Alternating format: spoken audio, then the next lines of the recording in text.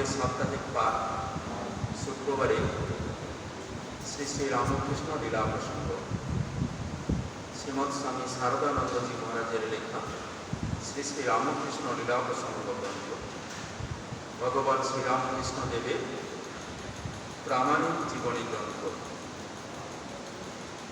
ভগবান শ্রীরামকৃষ্ণ দেব এ যুগে এসেছেন, বলছেন মহা সমন্বয়ের দরে। গান হলো একটু আগে মহা সমন্বয়। মহা সমন্বয় কিসের সমন্বয়? আমরা বলি জাতির সমন্বয়, দেশের সমন্বয়, ধর্মের সমন্বয়, আরো এই সমন্বয় ব্যাপারটা কি? যেন কি আগে ছিল না তা না, ছিল, কিন্তু তার মধ্যে দ্বন্দ্ব ছিল, সংশয় ছিল, সন্দেহ ছিল। সেটিকে তিনি নিজ জীবনে পরীক্ষা নিরীক্ষার মাধ্যমে দক্ষিণেশ্বর কালীবাড়ি নামক এক আধ্যাত্মিক রসায়নাগার, সেখানে পরীক্ষা নিরীক্ষার মাধ্যমে দীর্ঘ 12টা বছর ধরে কঠোর সাধনা দ্বারা তিনি প্রমাণ করে দিয়ে গেলেন যে দেখো বাবু, দ্বন্দ্ব, সংশয়, ঝগড়াঝাটি, মারামারি, কাটাকাটি এসবে কোনো লাভ নেই। যেটা করছো তোমরা ভুল করছো। তুমি ভাবছো তোমারটা ঠিক, ওরটা ভুল, কিন্তু না, তোমারটাও ঠিক, ওরটাও ঠিক, তারটাও ঠিক। অর্থাৎ সব মন ও পথ একই এবং সত্য, কোনোটাই ভুল নয়। যার যেটি ইচ্ছে, যার যেটি ভালো লাগে, সেই মন ও পথ অবলম্বন করে এবং অনুসরণ করে প্রত্যেকেই কিন্তু সেই একই জায়গায়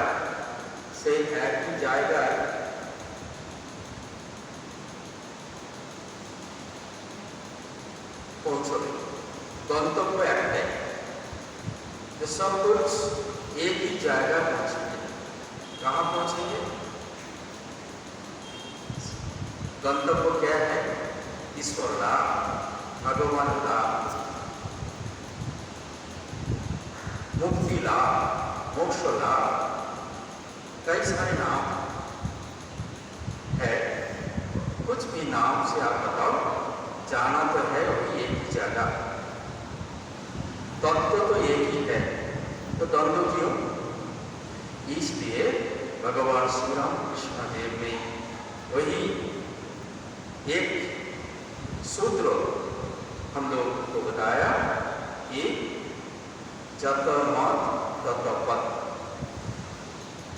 as many paths so many ways, जितना मत उतना पथ। यही है भगवान श्री रामकृष्ण देव का महासमाधान।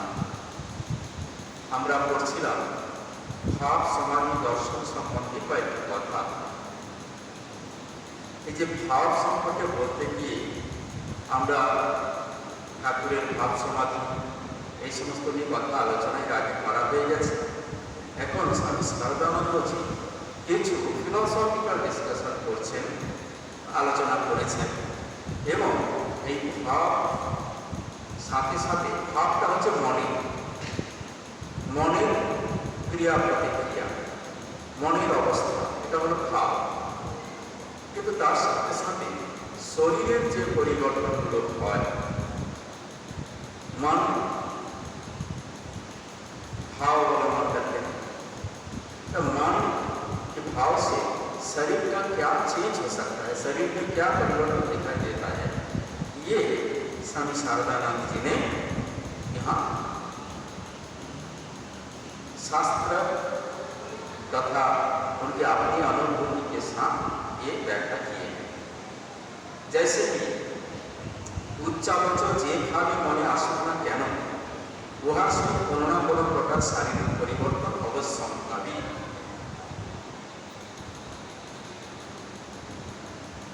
যেমন ক্রোধের উদয়ে এক প্রকার, ভালোবাসায় অন্য প্রকার, এইরূপ নিত্য অনুভূত সাধারণ ভাবসমূহের আলোচনাতে তা আমরা সহজে বুঝতে পারি।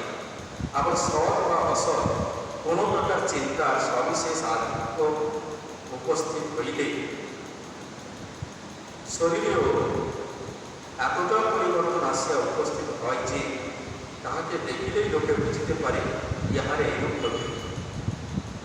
किसी का मन में क्रोध आया, किसी का मन में इसके प्रति प्यार का भाव आया, तो साथ ही साथ मन में जैसे जैसे भाव आते हैं वैसे वैसे शरीर का परिवर्तन दिखाई देता है। जिसका मन में क्रोध आया उसका आग लाल हो जाता है, शरीर में कंपन होता है, शिवरिंग होता है, और कुछ भी जो चिंता करते हैं, जो सोचते हैं, वो भी भूलभाल हो जाता है। इसका मन में प्यार का भाव है तो उनका एक्सप्रेशन जो होता है वो में हंसी हंसी भाव, स्माइलिंग फेस, आंख, और जैसे कि कोरोना अनुराग से भरा हुआ हो, इस तरह से उनका परिवर्तन दिखाई देता है।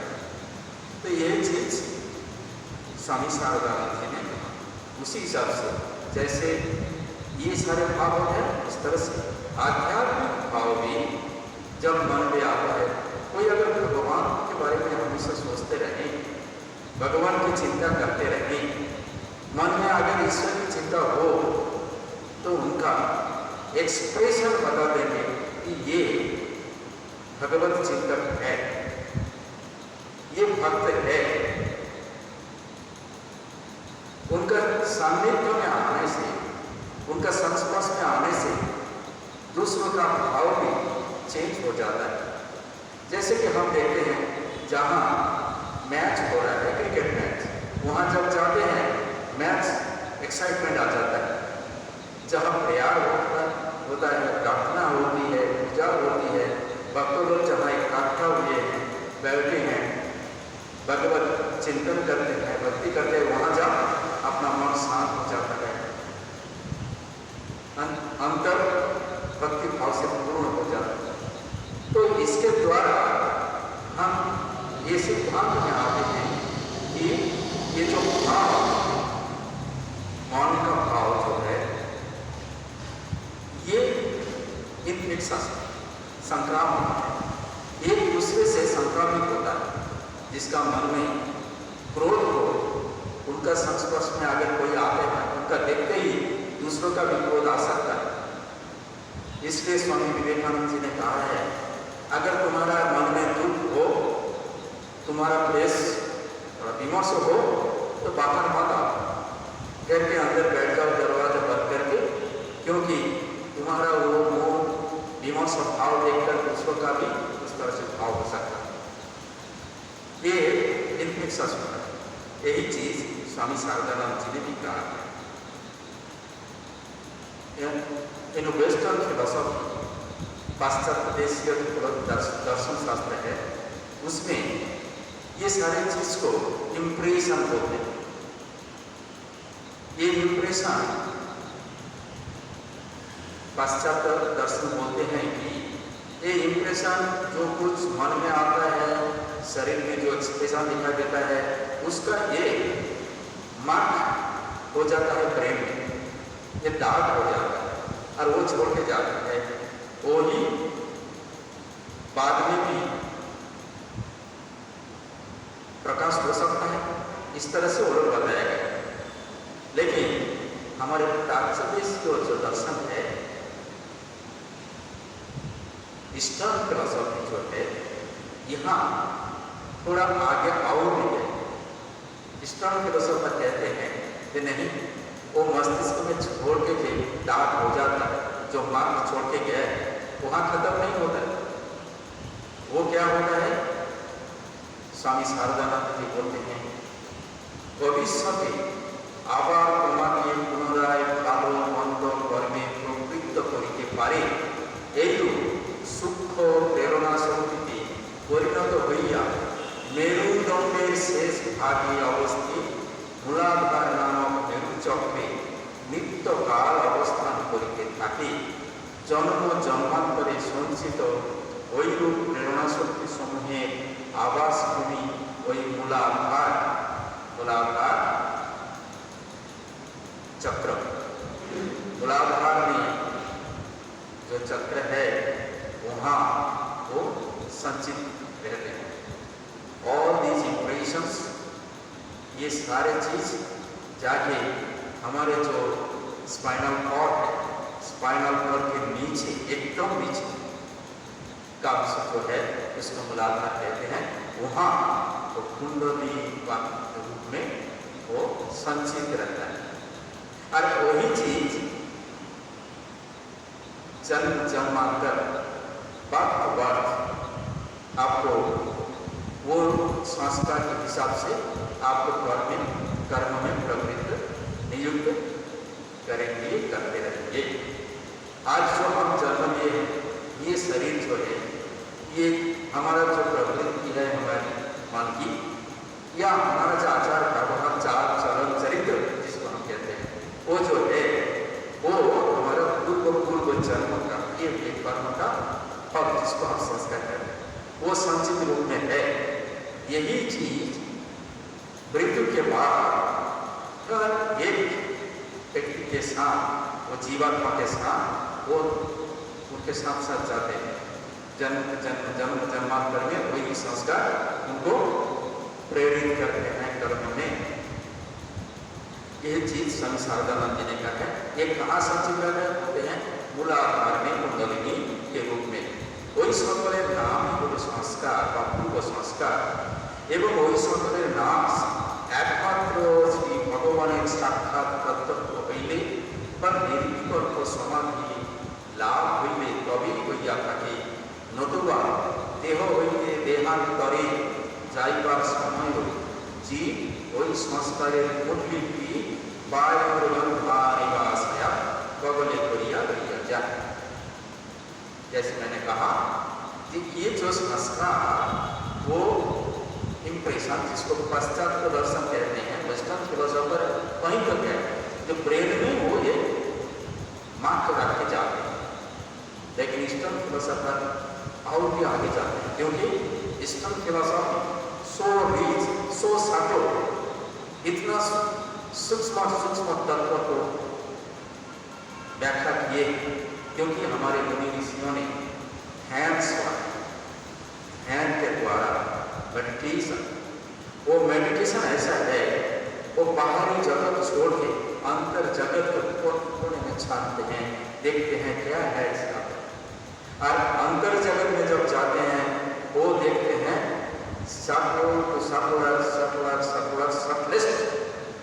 मैटर, जो सूक्ष्म से सूक्ष्मतम विषय को वो अनुधावन करते हैं, अनुभव करते हैं, प्रत्यक्ष करते हैं।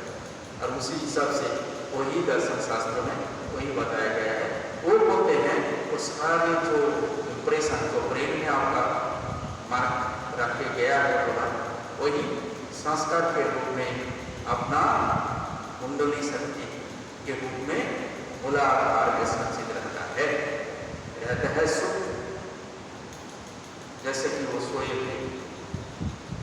लेकिन जैसे हम एक उदाहरण देते हैं, चुना जाते हैं लाइन, उसको पानी में भिगा के डाल दो एक बर्तन में, कंटेनर में रखने के बाद एक दिन 2 दिन बाद आप देखिएगा वो जो चूना नीचे जम गया है, ऊपर पानी बहुत साफ दिखाई देता है, स्वच्छ पानी। थोड़ा सा एक पत्थर लेके, छोटा सा पत्थर लेके उसमें फेंक दो, धीरे धीरे वो नीचे का चूना फिर ऊपर आने लगे।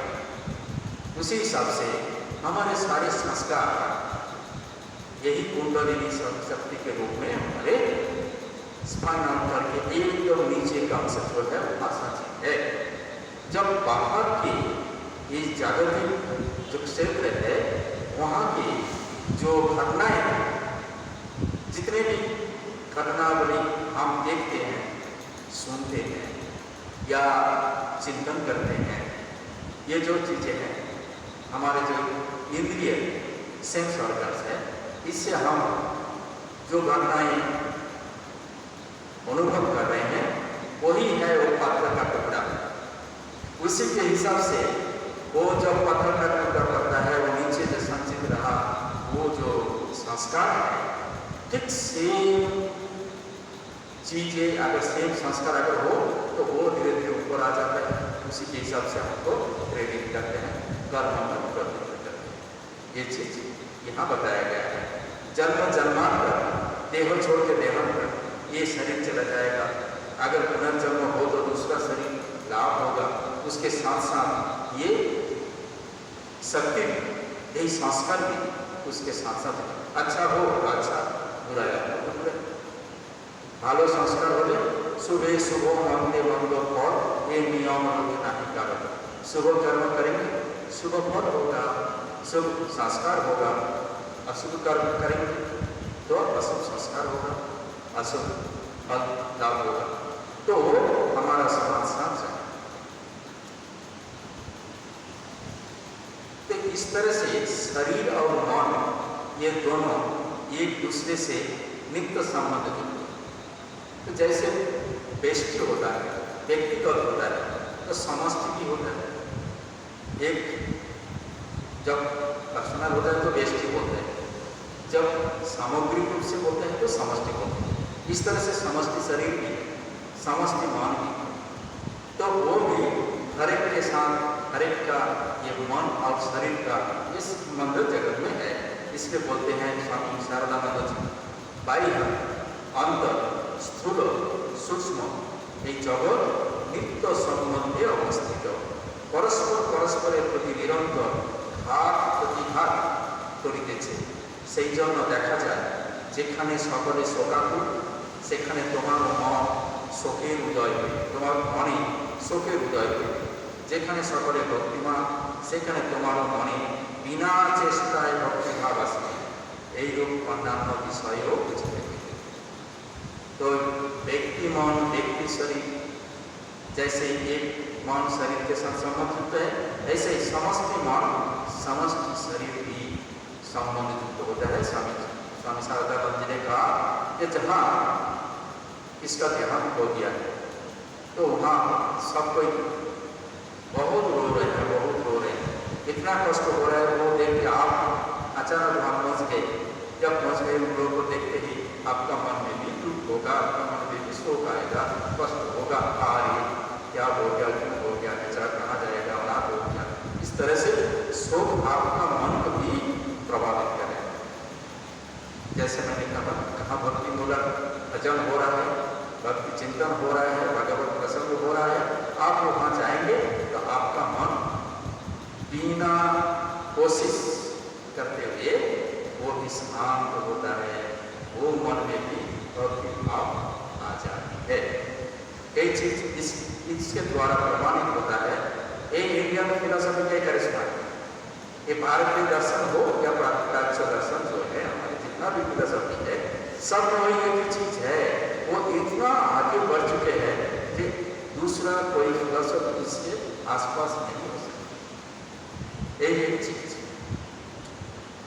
সেই জন্য দেখা যায় শারীরিক রোগ ও স্বাস্থ্যের ন্যায় মানসিক বিকার বা ভাব সকলেরও সংক্রামিকা শক্তি আছে। ভগবত অনুরাগ উদ্দীপিত করিবার জন্য শাস্ত্র সাধু সঙ্গের এত মাহাত্ম কীর্তন করিয়াছেন। সেই জন্য ঠাকুর যাহারা তাঁর নিকট একবার যাইত তাহাদের এখানে যাওয়া আসা করো, প্রথম প্রথম এখানে বেশি বেশি আসা যাওয়া করতে হয় इत्यादि बोलते हैं। भगवान श्री रामकृष्ण देव इसलिए सबको कहते हैं, शास्त्रों में जैसे बताया साधु संग सत्संग, सत्संग करना है। साधु संग की तुलना है, विकल्प है। क्यों नहीं? साधु संग सत्संग का विकल्प क्यों नहीं? क्योंकि सत्संग में अपना सद्भाव जीवित होता है, अपना सत चिंतन और भी ज्यादा होता है बिना प्रयास से। तो इसलिए साधु संघों का इतना महत्व किया है।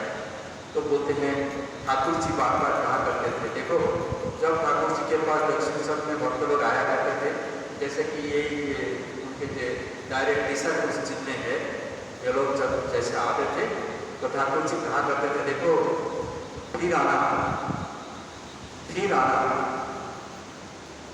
ऐसा यहाँ बार बार आने की कोशिश करो, क्योंकि प्रथम पहला यहाँ आया जाया करो तो तुम्हारा ही भलाई होगा। क्योंकि बाद में वो ही भगवान श्री राम कृष्ण देव खुद को प्रकाश करेंगे कि मैं भगवान, मैं हूँ जो राम जो कृष्ण वही दानी सहेंगे श्री राम कृष्ण। इस श्री राम कृष्ण के रूप में मैं वही, जिनको मुनि ऋषियों ने ध्यान तपस्या के द्वारा नहीं पा सके, लेकिन उनकी कृपा से उनका लाभ हुआ है, वही मैं वो बातें बताइए। इसलिए अनुकंपा परवश होकर सबको कहते हैं बार बार आना, ज्यादा देर नहीं करना, फिर आना, इस तरह से भक्त लोगों को उत्साहित करते थे। श्री भगवान प्रति एकांत एकनिष्ठ तीव्र अनुरागी যে সমস্ত ভাব মনে উদয় হয় সে সকলেও অপূর্ব শারীরিক পরিবর্তন আনিয়া দেয়।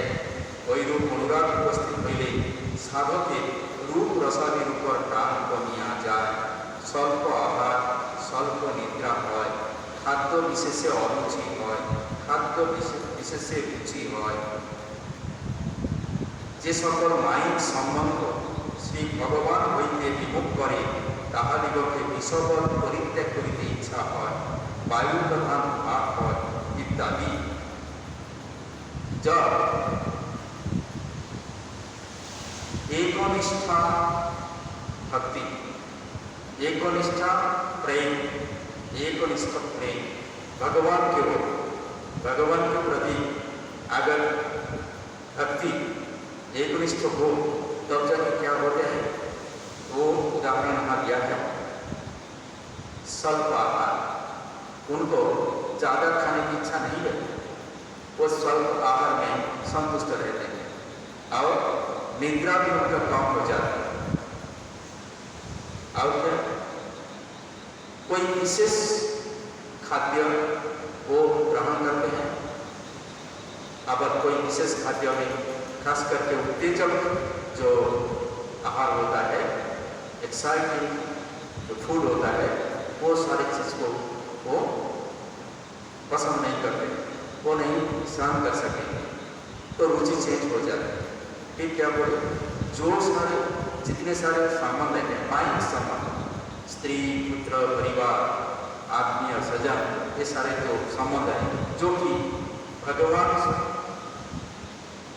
से दूर लाते बंधन के कारण होते, वो सारे संबंधों के पास जैसे बहुत कष्टकर होता है, सांप जैसे लगता है। तो इस तरह से परिवर्तन भाव के द्वारा दिखा जाता है। भगवान श्री राम कृष्ण देव बोलते हैं, विषयी लोकेर हवा सहित पार्थुम ना, आत्मीय स्वजनेर संसर्गे जेन दम बंध हয়ে प्राणटा बेरिয়ে যাবার মতো হতো। আবার বলতেন, ঈশ্বরকে যে ঠিক ঠিক ডাকে তার শরীরে মহাবায়ু বায়ু গড়গড় করে মাথায় গিয়ে উঠবেই। अर्थात भगवान श्री राम कृष्ण देव का उनके जीवन में, उनका अपना जीवन में जिस तरह से होता था वही उन्होंने बताया है। इस तरह से चेंज होता है, भाव के साथ साथ मन शरीर सारी चीज कैसे परिवर्तन होता है। उन्होंने कहा जब विषयी लोग आते हैं, विषयी मतलब जो लोग ज़्यादा विषय चिंतन करते हैं, धन दौलत मान सम्मान जस प्रतिपत्ति ये सारी चीज लेकर जो लोग डूबे रहते हैं, उन लोगों के पास आते हैं, वो लोग आते हैं भगवान श्री राम कृष्ण देव के साथ मिलने के लिए, तो उनका बहुत कष्ट होता था।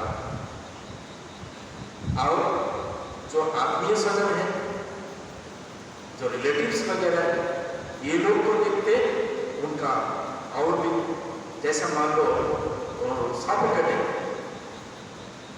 दम बंद हो रहा है, सांस रोध हो रहा है, इस तरह से उनको लगता था। आत्मीय स्वजन संसर्गे जेन दम बंध हये प्राणटा बेरिये जाবার মতো। আবার বলিতেন ঈশ্বরকে যে ঠিক ঠিক ডাকে তার শরীরে মহাবায়ু गड़गड़ করে माथाয় দিয়ে उठबेई उठबे। जो भगवान को पुकारते हैं, ईश्वर चिंतन करते हैं, साधन करते हैं, महावायु हम जानते हैं इस शरीर में पंचवायु है, प्राण अपान व्यान उदान समान। ये पंचवायु सारा शरीर को संतुलन रखने में हमेशा प्रयास करता है। उसके बाद उससे अलग एक वायु कहते हैं महावायु। जो महावायु यही नीचे से ऊपर तक उठता है, यही कुंडलिनी शक्ति से जागृत होता है। वो वायु वही सब चक्र भेद करके धीरे धीरे वो स्पाइनल करके भीतर से जो सुषुम्ना नार्व है, स्नायु है, उसी के भीतर से वो ऊपर को जाता है। तो गड़गड़ करके सहस्रार तक आएगा। सहस्रार में परम शिव परमात्मा वो रहते हैं। उनसे मिलने के लिए वो कोशिश करते हैं, क्योंकि उनके प्रति एक कुंडलिनी शक्ति का एक आकर्षण है। भगवान ये परमात्मा जो शहर में रहते हैं सहस्रार में, वो हमेशा वो शक्ति का आकर्षण करते रहते हैं। लेकिन हमारा जो संस्कार बंद होता है और ये सारी चीज जो विषय जागतिक विषय है, वो सारी चीज इसको इतना सप्रेस करके रखते हैं कि ये ऊपर उठना नहीं चाहते। यही है हमारे प्रॉब्लम। भगवान श्री रामकृष्ण देव बोलते हैं जो भगवान को ठीक ठीक पुकारते हैं, भगवान के प्रति जिनकी भक्ति एकदम 100% मोर देन 100% हो, तो उनका महावायु जरूर सार्थक आएगा। यही भगवान श्री रामकृष्ण देव ने कहा है। नेक्स्ट ये महावायु भक्ति पर जो मार्ग है, इनका जो सामंजस्य है वो कैसे होता है, वो नेक्स्ट डे हम करेंगे। आज के अंदर